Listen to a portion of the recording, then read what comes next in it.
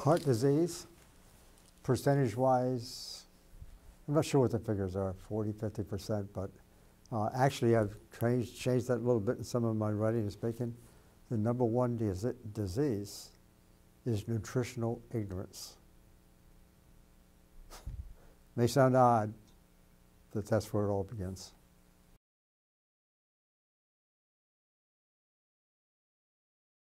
At least 90%, maybe closer to 98, 99%.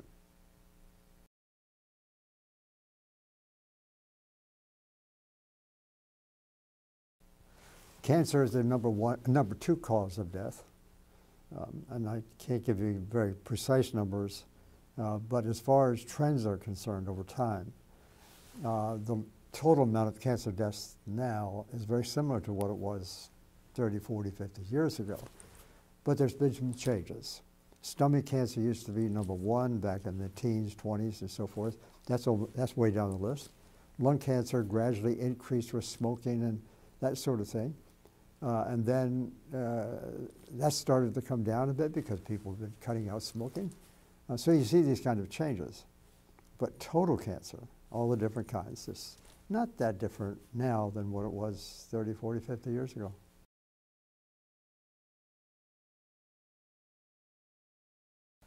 That's a little more complex question than sometimes understood. Diabetes is usually considered about number 3 or number 4 as far as death rates are concerned. Number 3 really is the misuse of drugs. They don't usually list that one. It's inappropriate use of pharmaceuticals. Third leading cause of death. As far as obesity is concerned, it's ranks in there, sometimes in, sometimes not in the top 10. Some people have it quite high. However, obesity, in my view, is not really a disease. It's listed as a disease. Officially, that's what it is. Obesity is actually the canary in the coal mine. Obesity comes along with eating the wrong food that causes heart disease, cancer, diabetes, and so on. So obesity is one of those symptoms. And so that's my answer, at least. I just don't, I don't like to think of it as a disease, and because here's what happens. When it's listed as a disease in the usual practice of medicine, people are looking for some kind of solution, like finding some kind of drug, you know, to take care of obesity, as if that's going to solve the problem. It's not going to solve the problem. Because all these, if we just treat obesity by itself, that's not going to control necessarily heart disease and diabetes. Drugs is not the answer.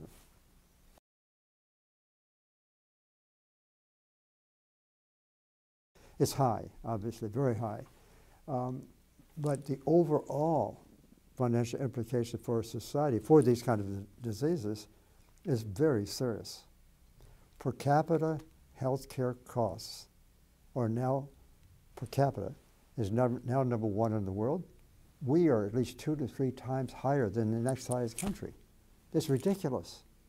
And we don't get health return by spending all that money. We're number 1 in the world for using drugs. So totally, we're somewhere around 17 to 18% of the gross national product. That's high. And it's up from about 5, 6, 7% 30 years ago. It's just skyrocketed. So as a result of that cost, it's getting to a point now where it's beginning to break the bank of public institutions. So you find a lot of industries now interested and so forth. So it's, again, numbers, I could give you the 17 to 18% as a percent of the gross domestic product, and that sort of thing, and it's climbing. It's much higher than any other country. So it's a very serious problem.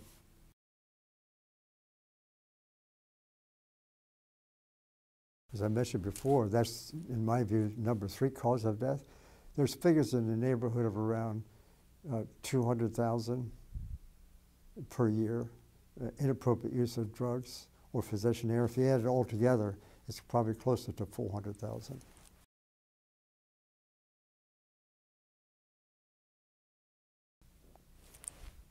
Number 1, easily.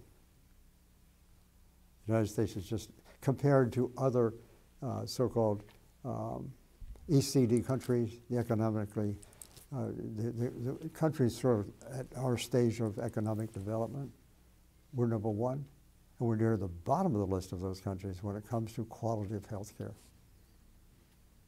We pay the most money, keep the least for it.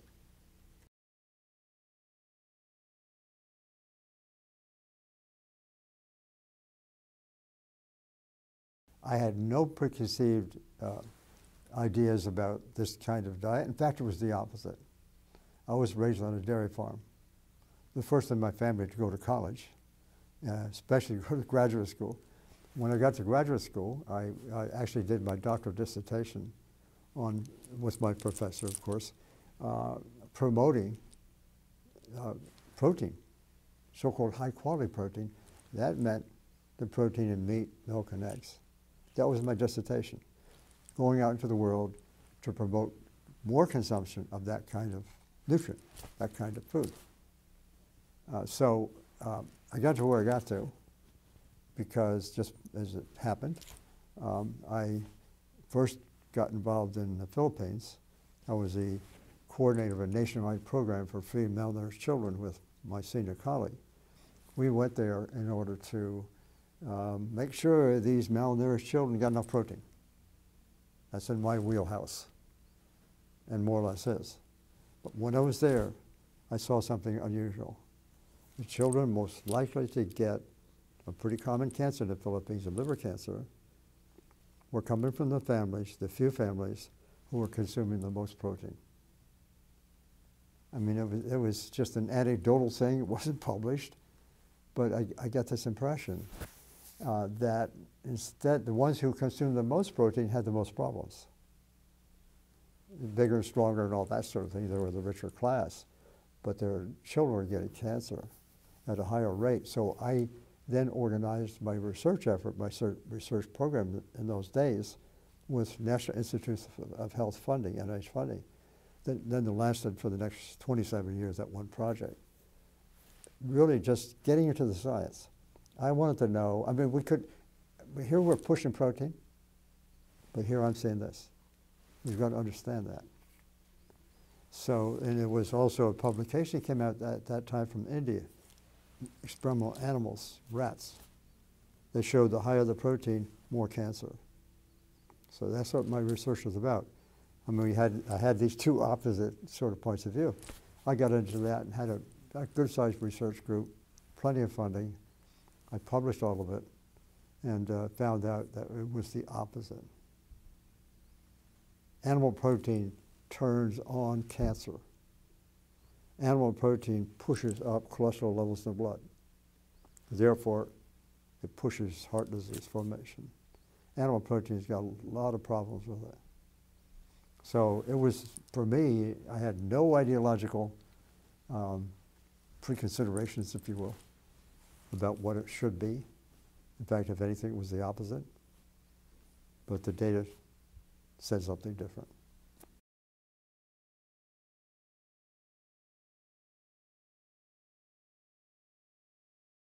There's two answers to that. Countries who consume more animal protein, more, if you will, calories, that's not as significant, but nonetheless, countries consuming more animal-based foods tend to be the richer countries. They just tend to be the richer countries because it's more expensive to produce that kind of food. Therefore, you will see their total height is higher, their this or that, and they're not subjected to the infectious diseases as much, like smallpox, tuberculosis, and things like that. So on the one side, the countries consume that kind of diet. Some of those communicable diseases, we say, are down. Makes it look better. In countries that consume more animal food too, individuals tend to be bigger. But that's not necessarily good health. The fastest rate of growth is not the best rate of growth. And so, in reality, the countries who consume animal-based foods, they got heart disease, they got diabetes, they got cancer, they got more autoimmune diseases. We are getting those diseases, whereas other countries who aren't quite where we are, more or less out of necessity because they oftentimes are poor. They don't get those diseases nearly as much as we do.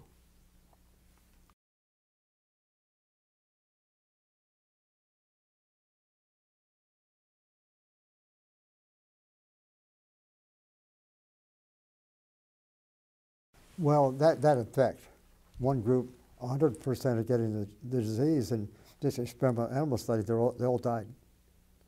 And that's the level that we tend to consume, often many of us. The ones given the lower levels of protein, the 5% of total calories that is, they all lived, even though that they had gotten exposed to a high dose of carcinogen. And they had more mutations, as we say in the trade. Still, they did not get cancer. The protein effect was so astounding. Nothing like that, to my knowledge, had ever been seen before, where the effect of a nutrient in this case, the effect was just extraordinary. And furthermore, we could turn on the cancer, that means grow it faster, or turn it off. We could turn it on when we've had more protein. We could turn it off, give them a switch of the diet to low protein, back and forth, back and forth. And that was, again, that was a staggering thought. The idea that, in this case, that nutrition, in the form of protein in this case, that nutrition was in control of whether we get cancer or don't get cancer. And the kind of nutrition that turns on cancer is the same thing that turns on heart disease and diabetes to a great extent. Most people consume, or a lot of people, that tend to assume that protein comes from animal foods. So your question for most people is, do we need animal foods to get the protein? The answer is no. Plants have all the protein we need. It has an abundance of protein. We need the right kind of foods. And that's it. We don't need more protein than that. So there's absolutely no need to consume animal foods. It only adds problems, not solutions.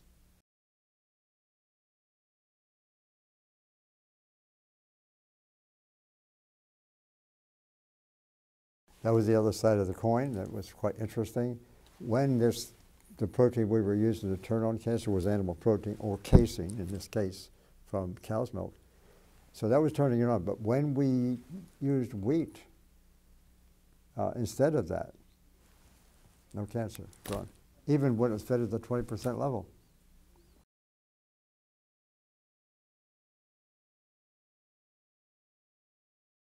Yeah, that's, we didn't do the kind of study in rats to combine a lot of things necessarily.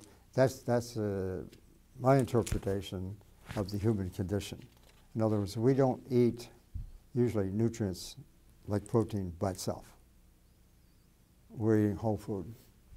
And so when we get to that sort of understanding, then a lot of things are changing. So when we as humans are consuming animal-based foods to get that good protein, what we're doing as we start adding animal foods to our diet, we're decreasing the foods that really matter. So what oftentimes may look like an animal food effect, or an animal protein effect maybe, is also partly attributed, in fact, to a major extent, attributed to the fact we're not consuming the foods we need to consume. When we consume more animal protein in the form of animal foods, we're consuming less plant foods. And those plant foods, the reason that's a problem is because the plant foods have all the goodies. They have all the antioxidants, like several of the vitamins. They have all the complex carbohydrates, which includes dietary fiber, for example. And so the plant foods, they have the really good stuff.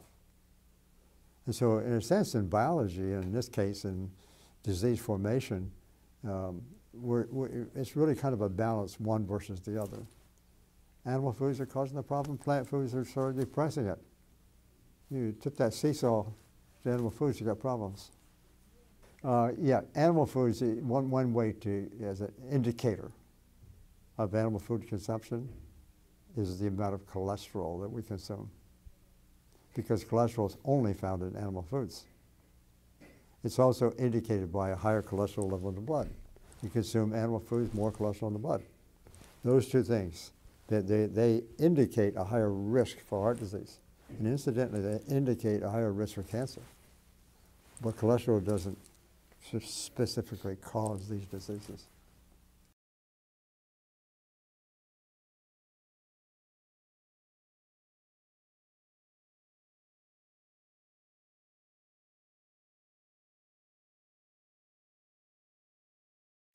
Well, that's a little bit of an overstatement, and some of my friends have said that about my research, because we do have genetic variation from place to place, but in reality, in China, for example, 87% of the people are the same ethnic group, the Han people, they say.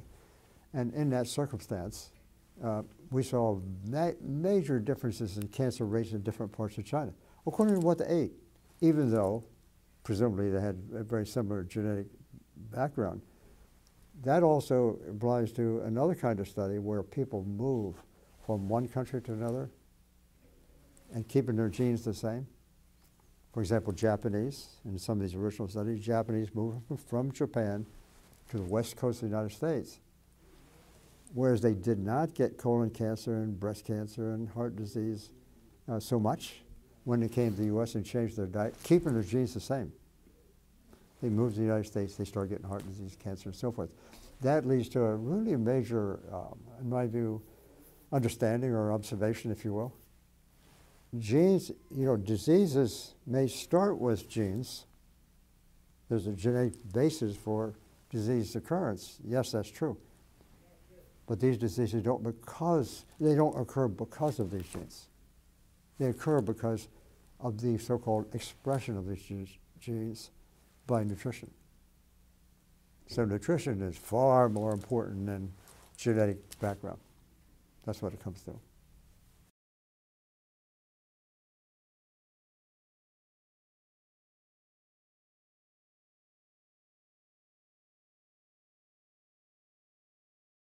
Basically, in China, back in the 1970s, they surveyed how much cancer occurred and how much, of different kinds of cancer, by the way, how much heart disease, in a total of about 2,400 counties in China. So we organized a study around that observation. And so we organized it around selecting 65 counties across the country. Some were very high in a certain cancer, some were very low. And then we had 2 villages in every county. So we had 130 villages when we went to China and surveyed in considerable detail. We took blood samples and we took urine samples and we asked questions and we collected food and analyzed food and so forth and so on. And it turns out that in that collection of counties that we were comparing, we saw, for example, there was a 13-fold difference between breast cancer rates in the highest counties in China than the lowest counties. Their overall rate of breast cancer, but even the 13-fold difference, it was still much lower than here. We're much higher. So in some of those cancers, like, for example, gastric cancer, stomach cancer, or nasopharyngeal cancer, which seem to have a common etiology, esophageal cancer was 400 and sometimes higher in the highest county than the lowest county. And then from these other studies I just mentioned before, people move from countries, in this case, from one country to another and change their diet, keep their genes the same. The disease rates or cancer rates occur accordingly. They shift pretty rapidly.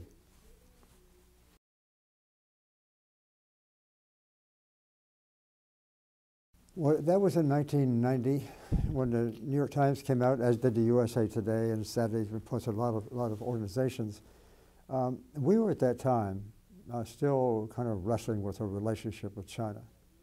And so a lot of things that news that came out of China, especially with the U.S. involved, I think got news in part because that was kind of a hot topic. We actually had the first research project between the United States and China. It was also in science, the New York Times called it the Grand Prix of all epidemiological studies, and it was the most comprehensive study ever done in the history of medicine. And eventually, so the study was also unique. I was there interested in not just what one thing does to this disease or that disease. I was there to see if there was a comprehensive effect, of all the nutrients working together. That I had sort of gained some of that impression from the prior research that I've been doing in the laboratory. So I was really interested in China and seeing how if there were combinations of food, combinations of nutrients related to high and low risk of different diseases, especially groups of diseases. So it was a kind of an extension of going beyond the what I call the very reductionist point of view that we tend to assume. This agent causes this disease by this mechanism. I didn't happen to believe that.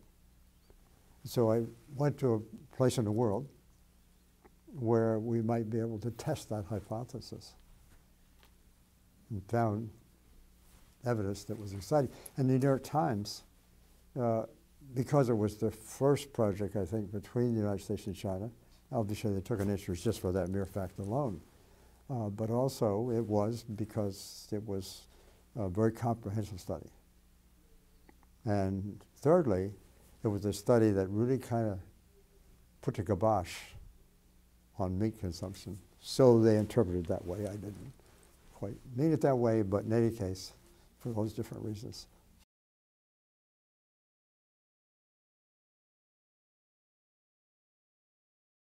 In China, incidentally, our study was done in mostly rural counties, because in those rural counties, 94% of the people in our survey, we had 6,500 by the way, 94% of those people in those rural counties were living in the counties in which they were born. So they're a very stable population. You go to a county and you select people, you study them. In other words, they were born there, they're eating local food. That was the other thing. So it was, from a scientific point of view, it was quite clean, quite nice. Go to the city area, it's not the same, because they're getting food in different places. In these rural areas, blood cholesterol, these are averages. The mean cholesterol level in the lowest county compared to the highest county was somewhere like 88 milligrams per deciliter in the lowest county. That's the average. Means a lot of people are under 88. The highest was 170. So they're in this range of 188 to 170. The average was 127. In the United States, our lowest at that time was around 170, and that was their highest. And our highest was like 300. Our mean was like 220. So here you got the Chinese people down here, we're up here. And from that, we could tell as cholesterol levels went up, heart disease tended to go up. That was one of the things observed in those days. We saw the same thing down here in the China data. It's a really important point because you got this whole range of possibilities.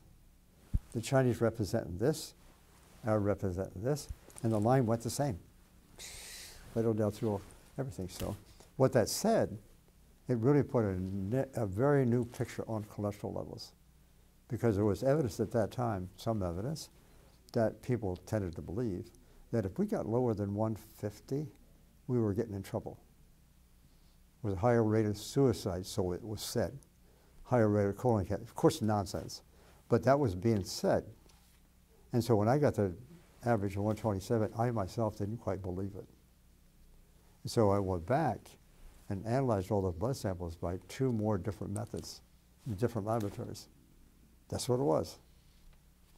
So the cholesterol levels in China were very low compared to us. And that's the kind of numbers that we now aspire to, you know, when we consume this kind of diet. 100, 110, 120, something like that.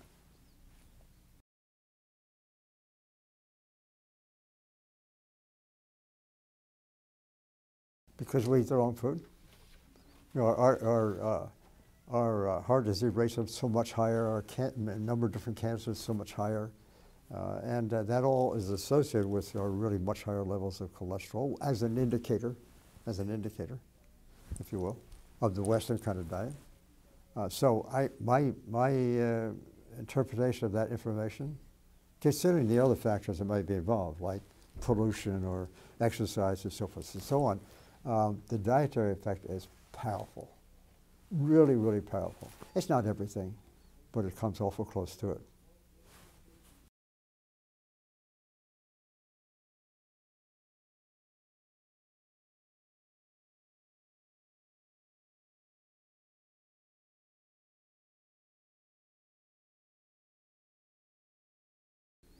Yeah, that was one of the statistics. You know, at the end of our study, by the way, we had a large amount of information on a total of, as I said before, 130 villages. And when I say a large amount of information, measuring lots of things in the blood, different kinds of food being consumed. We had 367 items of information. About 60 or 70 were just disease rates. All the other was blood indicators, urinary indicators, food indicators. Okay, so we had all this massive information, a big book. And just to make a point, it turned out that in one county, there was something like 246,000 successive death certificates in that county that were recorded, not one was heart disease. 246,000. It just showed, it was an illustration of what's possible. No heart disease. And when you put that information together with what we're going to learn in the West, especially my friend Dr. Esselton and Dr. Ornish, you put that information together, oh, it's wow.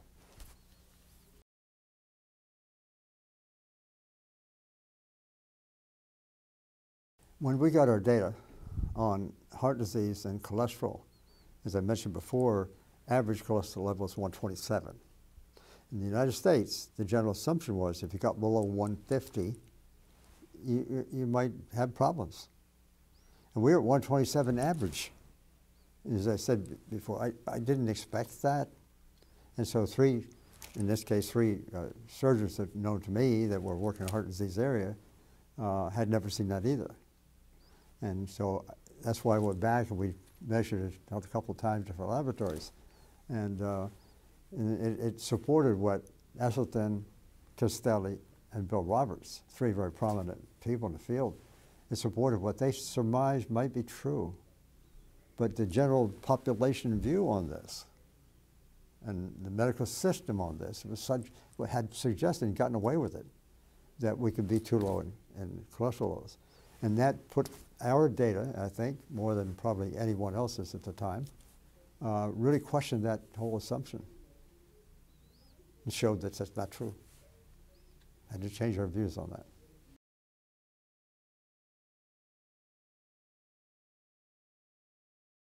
That was hard, yeah, and that was a hard one to judge. And I've often been asked that, can we have just a little bit of animal food? And can we expect to see something? Well, from other kinds of data, yes, it turns out that there's the increase in risk of diseases from eating animal foods it starts as soon as you put a little bit in. That's what the line shows.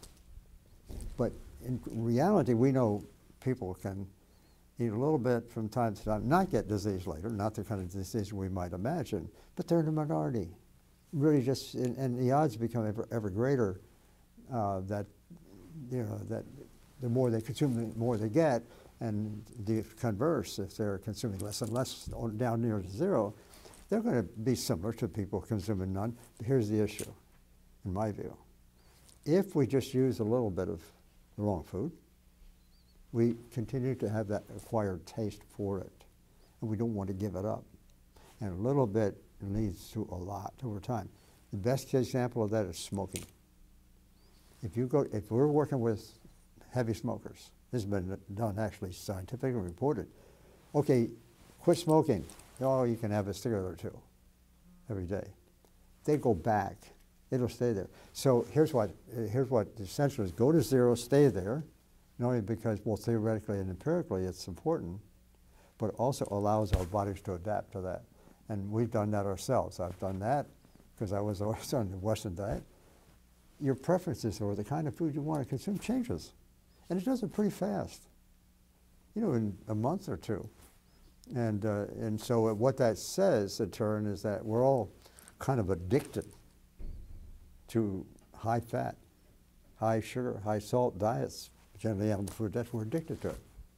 It's just the same as with caffeine, maybe nicotine with cigarettes, even some of the harder drugs. And addiction is serious, is a difficult thing to break. And so we're addicted to the wrong food. And so I say, let's go to zero. Because there you will discover new tastes. You discover new health, of course. and you know, you're really minimizing, absolutely minimizing risk of disease. So I like to say, the goal, really my preference for this, here's the goal. Go to zero. Not that I can defend, every single person is going to get the ideal health for the rest of their lives. Because, but the risk of getting those kind of diseases will be far, far less. And that's worth a bet. If I'm going to a racetrack, that's the way I look at it. It's the odds.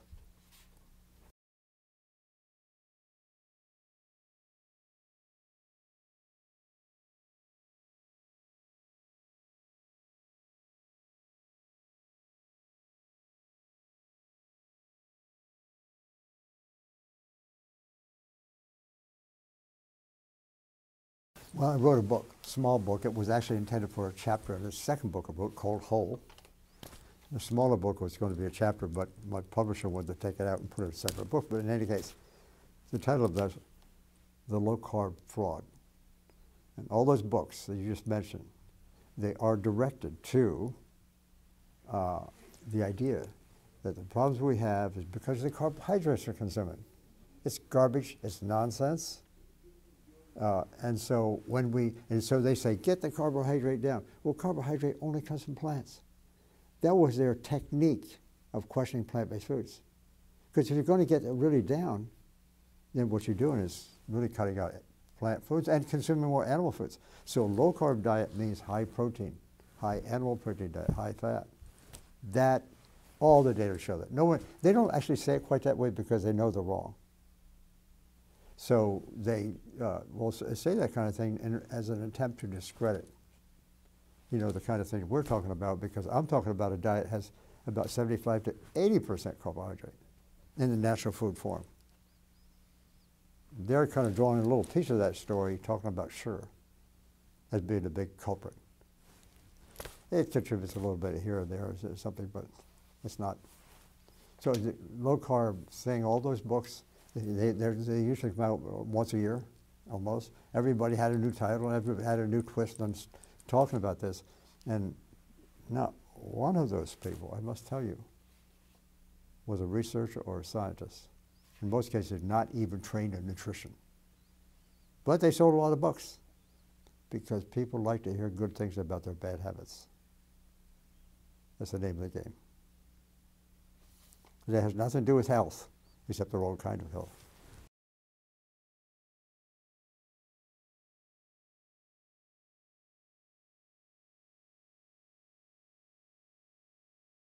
No, it's just what's considering, because that idea of the so-called low-fat diet came from a report that I was a co-author to. It was a National Academy of Science report on diet, nutrition, and cancer.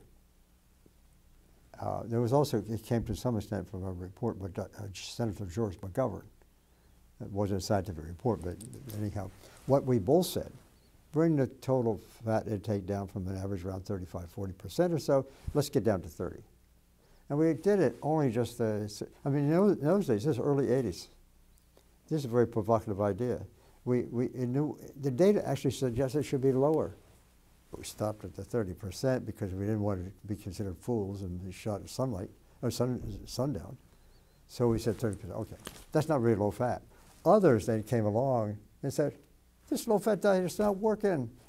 Obesity is still going up and cancers are going up and so forth, and so it's not working. So we got basically condemned for even suggesting a low-fat diet. We never suggested low-fat diet. We only just used it as a marker, just as sort of a national indicator. It had nothing to do with it. It's not a low-fat diet. A low-fat diet, really low-fat diet, like the plant-based idea, is around 10 to 12%. It's not 30%. So if people taking advantage of that statement and make a big deal out of it, it just wasn't true. Totally false. There's a lot of false things in science, and they get extrapolated into by politicians. So when we said that, okay, low fat, that's an indication. What we really, and there was a chapter in the protein that I was talking about, but as soon as you start suggesting something that might mean less consumption of animal-based foods, that's like testing a third rail. that's when sparks fly. Because, you know, there's no way that people want to hear that. Certain large segments of the population don't want to hear that. And certainly the industry doesn't want to hear it either.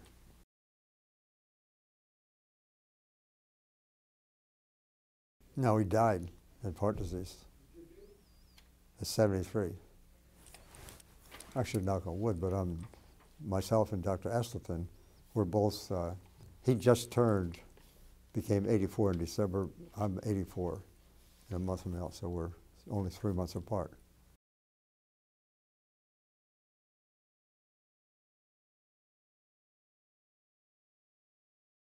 Well, there's a little truth in what I want to say first, and that is that the amount of disease we tend to see is what we become familiar with and doctors record it, okay? So with that consideration, nonetheless, setting that aside for the moment, all these diseases are coming from the same source, eating the wrong food and getting the wrong nutrition from those foods. And the so-called mechanisms by which they work and the nutrients that are involved in that sort of story is very, very complex. It's a complex biological question. But nonetheless, eat those foods, everything is going to hell in a handbasket for all kinds of different reasons. But that's what it is.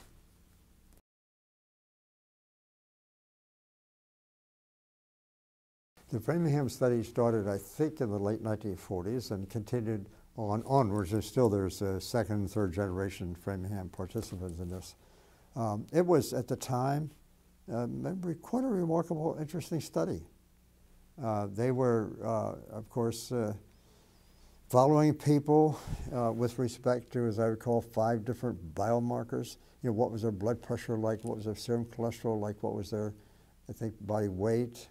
A couple of other things. And in those days, 40s, 50s, and 60s, in that territory, the whole question concerning the relationship of heart disease with diet was emerging, not just from that study, but from others.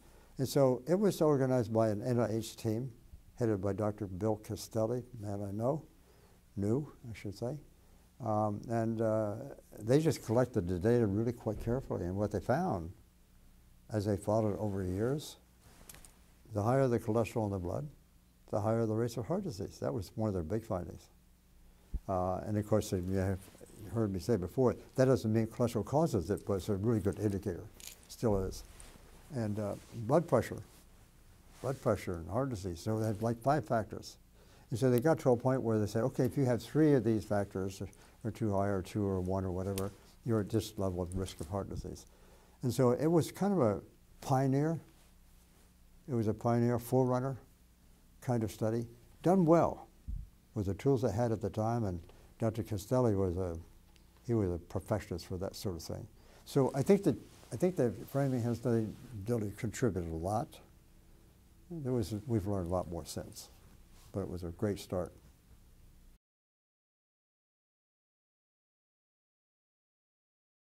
Well, they start eating like us and they die like us. It's that simple. In China, for example, I followed some of their statistics as it changed. As soon as they started changing their diet, I mean, it's just almost like instantaneously. Heart disease and cancer started growing up. And they're getting just like us.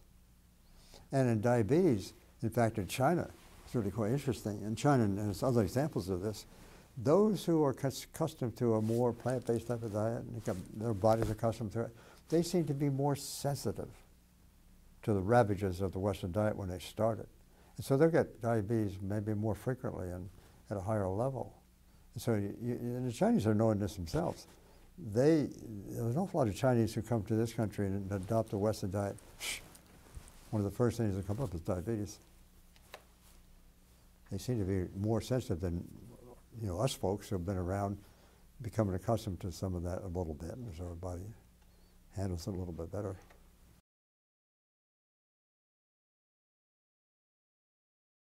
Dr. Estleton is obviously the expert on that, not me. I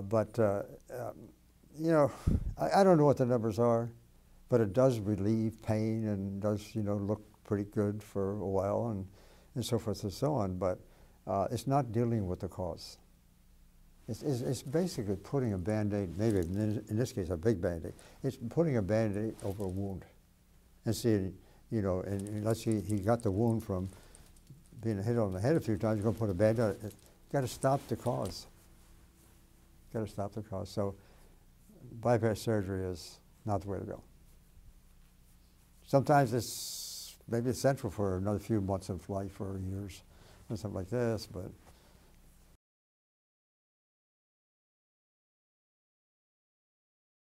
it is possible, period. Dr. Esselstyn has shown that was really very impressive data.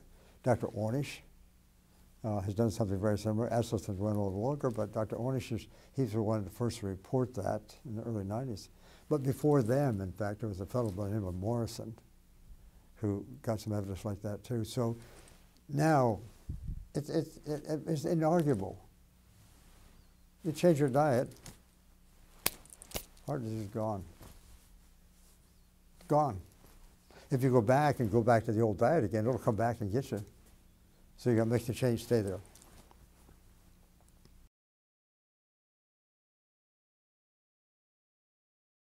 That's a religion born in the United States for the most part, by the way, back in the 1800s. The woman who sort of started that, apparently a brilliant woman, not terribly well educated, but she wrote some really interesting stuff. And it was focused on the idea, get your food right and you get better health, and therefore your entry into heaven might be a little bit better too as well.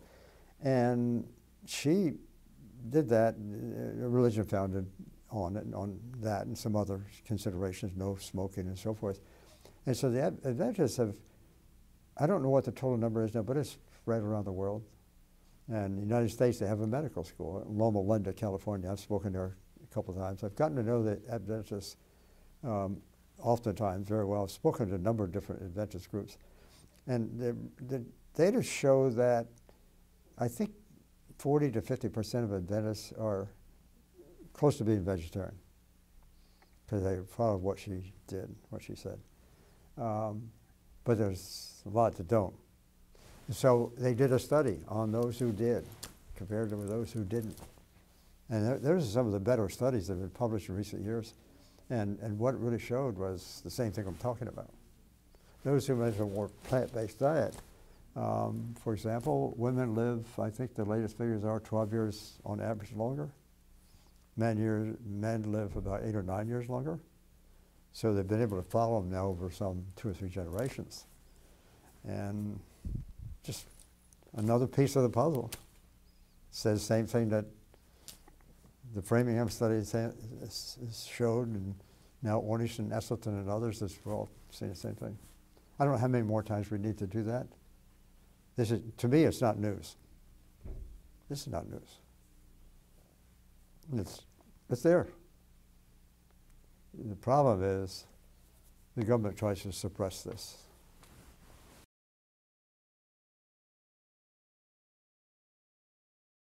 Yeah, the invitation for me to come and speak to the Real Truth About Health conference that you folks have been putting on is because you're embracing, it seems to me, what I'm talking about. You're going to get some people, and you're obviously going to make this available to a large audience elsewhere. I'm all for that kind of approach because, as I said, I spent about 20 years, I should say, something we didn't discuss, about 20 years in national policy development. I was on the so-called expert committees, you know, from the late 70s onwards. And so, and these committees are the ones who advise the government on what dietary advice to give, if you will. And so I worked closely with the political arena at the very highest levels, both here and abroad and other places. And so I have seen, you know, how information is controlled. I know who's doing it, and I have a good feeling for why. And actually in 1985-86, I spent a year at Oxford University in England. Our China study was a collaboration with the University of Oxford and a couple of Chinese academies. So I was there in Oxford for a year, and at that time I was already getting a lot of pushback and some of it was very mean-spirited, really bad. And so I got into the libraries of Oxford and London, and I was asking myself this question: why all this hostility? Why can't we just do science and say it like it is? Why do we have to, suffer this nonsense? And I became, in some ways, the face of that report. That was the most sought-after report in history. That's the National Academy of Science report in 1982 on diet, nutrition, cancer. And I sort of, in some ways, at least in my community, became the face of that report, because I was given testimony before congressional committees. I was on McNeil-Lehrer PBS show. I was featured in People magazine, all this kind of stuff. And what came out of that was some very mean-spirited nonsense. I mean, I was in my own society, I should add this. I wasn't in our professional society. I had just been nominated by the Executive Council to be president. I'm told that that vote was reversed. 2 weeks later, a petition was put to have me thrown out of my society. That was really, and I had to go to Washington to go listen to this nonsense. That kind of stuff started happening. So come 85, 86, I was interested, just from a, set aside this personal side of it, but just to have a look. Why are we so blockheaded about this sort of nonsense? And it was fantastic. I wrote a paper for myself, quite lengthy, of what I've learned during the early 1900s and 1800s and all the way back to 1700s. And I was looking for some kind of scientific explanation for this nonsense. And I think I found something. I'm really convinced. That was 85, 86. I gave the paper on one instance to a conference on the history of science in England, but that same year, 86. I set it aside, never did anything with the rest of the paper. Recently, about 3 years ago, I had it retyped and put it together, and I started looking at this, comparing that history with what we now do. I can tell you a lot of the reasons why we now live in a rabbit hole. We took the wrong path, and I can explain it, in my view. I can explain it just by scientific evidence, and how people distorted the evidence, how they left stuff out, how they added stuff in.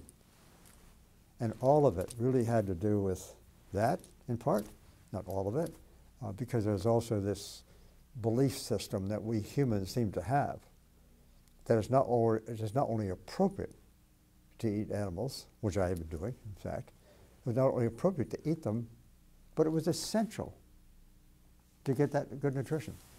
False. Flat out false. And so we also do other things. We start eating a lot of processed foods because they make money. Even though the ingredients in processed foods might have come from plants, they don't work that way. Like eating a donut, a vegan donut. That doesn't do much of anything. Still loaded up with fat and sugar and stuff like this. So I don't equate what I'm talking about incidentally with either vegan or vegetarian things. I honor what they're doing, and they have their own reasons for getting to where they did, and it's nice that we're sort of compatible in some senses, but I'm talking about the whole food plant-based diet as based on science, strictly on science, not on some ideology, even though I respect those views. So I don't know, right, and I'm quite passionate about this because I work in government. I wasn't a member of the government, but I was so-called expert on the quality on these committees. And I've seen how it works. I've seen it from the historical perspective, I've seen it from the political perspective of this day. And I can think of nothing that is a bigger, in a sense that is so powerful in the information, yet at the same time is so little known by the public. So this conference here, the real truth about health, is that obviously what you're doing is really important, because it's basically opening up this information to others. I've been involved in a number of these kind of projects, and other conferences are now doing this as well. And everybody's doing their thing, in a sense, a lot of people are.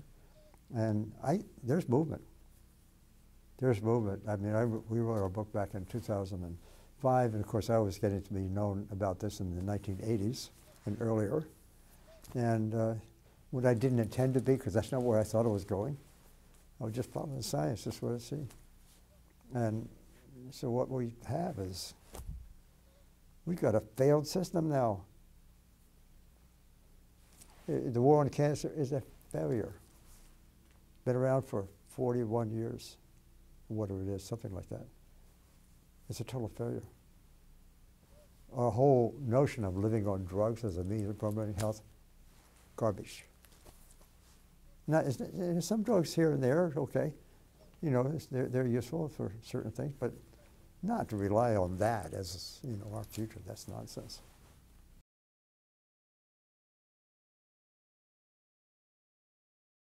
No, when we were first married, we ate all the meat and all the cheese and all that good stuff. And we didn't really change until he started doing his research. But we had, which makes me a little bit sad because we had 5 children. And we, with the first 4, we really didn't get them to change until around they were leaving for college. So I felt a little bit bad about that. Our youngest one we did better with. We started when he was around 12. But we started changing when he started doing his research. And then of course, I was very interested in cancer research anyway because my mother passed away at age 51 with colon cancer. And she had, you know, constipation and bleeding. And she went to the doctor and he said, go home and take the X-Lax. But it's all because she didn't have any insurance. We found that out later. And it was all, and that's my big thing now too. Everyone should have insurance in this country. It should be made available to everyone. And then people like her, they don't get lost in the system if they don't have the money.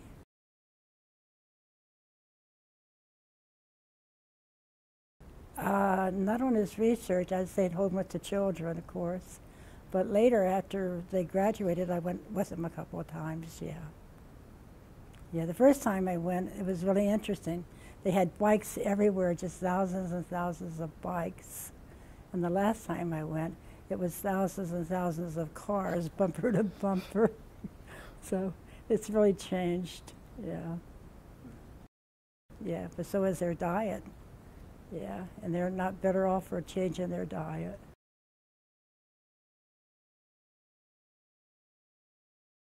Yeah, actually, I guess we've made a team. I mean, obviously the researchers getting me excited, but she's the one who started changing our eating habits, late 70s, early 80s. You know, maybe a little more salads. In the beginning, it was more chicken salad and tuna salad, that kind of thing. But it took us maybe about 10 years, just dropping one thing. By about the early 90s, we were 100%. It was only because she made food that was really tasty. Eventually, it was just fantastic. And I mean, I often say, and I have to be honest about it, I think I'd have changed with the data that I was getting, but not. I mean, I can't say it for sure. I know I eat what I do is because of her. She made the food very tasty, and it's the same with her family. She's been like a matriarch. Well, I believed him, right? And as I told you too, with the experience with my mother, I really listened, yeah. He had good research. How could you not believe it?